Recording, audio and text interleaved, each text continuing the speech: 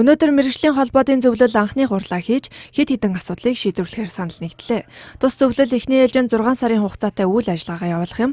Энэ хугацаанд аж ахуйн нэгжүүдэд хамгийн их дарамт болдог хүн сурталтай байгууллагуудыг тодорхойлж шаардлага тавьж эхлэх бөгөөд бусад асуудлыг тэр дор нь хурдан шурхаа шийдвэрлэхээр боллоо. Мөн зөвлөлийн дараагаар баялаг бүтээгчдийг дэмжих холбооны ерөнхийлөгч Даваа Баярыг сонгож мэргэжлийн холбоотыг манлайлахыг гишүүд 100% саналаар дэмжсэн юм.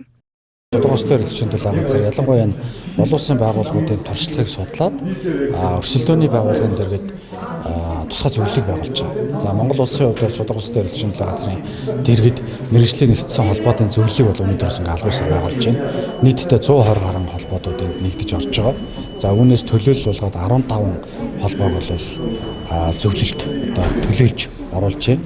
Энэ 15 маань 120 гаруй одоо энэ холбоотын төлөөлөл болж тодорхой бодлого шийдвэрийн дуу хоолой болж ажиллана гэсэн үг. Тэр болон төрийн бас байгууллагуудын түншлэлийн хүрээнд энэ одоо эдийн засгийн энэ том хямралыг тавж гарах нь маш чухал учраас бид нэр бол одоо энэ 22 онд 23 онд одоо бас эдийн засаг ямар байхыг хэлж мэдэхгүй байна.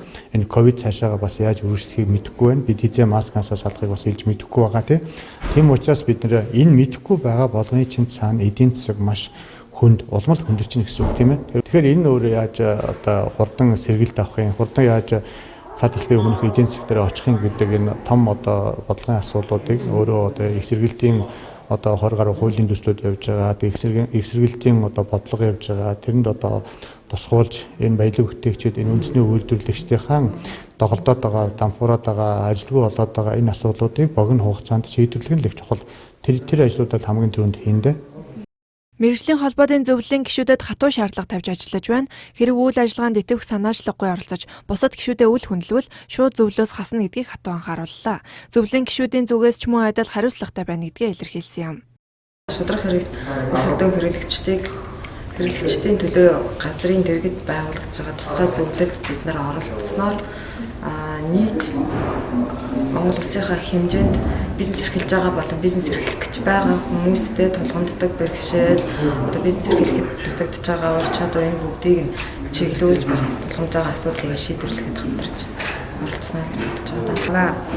Холбооны зүгээс хүнсний үйлдвэрлэлийг дэмжих одоо нэг чухал зүйл нь манайхан дотооддоо үйлдвэрлэлийн шатвал нэлээд сайжирсан ихэнх нь одоо стандартын түвшинд одоо хүнсний олон улсын хүнсний одоо стандартын чанарыг хангасан түвшинд бол үйлдвэрлэлээ явуулж чадж байна. Гэхдээ нэг тулгамдж байгаа асуудал болох нь сав болоо бодлын асуудлуудыг бол хүндэж байгаа зүйтэй гэж үзэж байгаа.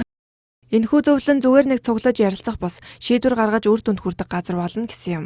Нийт 120 холбоотын төлөөлөл болж байгаа тул идэвхтэй ажиллаж шийдвэр гаргахад хүчтэй нөлөөлөх зорилго тавин ажиллаж байна. Энэхүү холбооны 2 дахь уулзалт энэ сарын 15-нд болох бөгөөд ярьсан зүйлсээ хэрэгжүүлж эхлэх юм.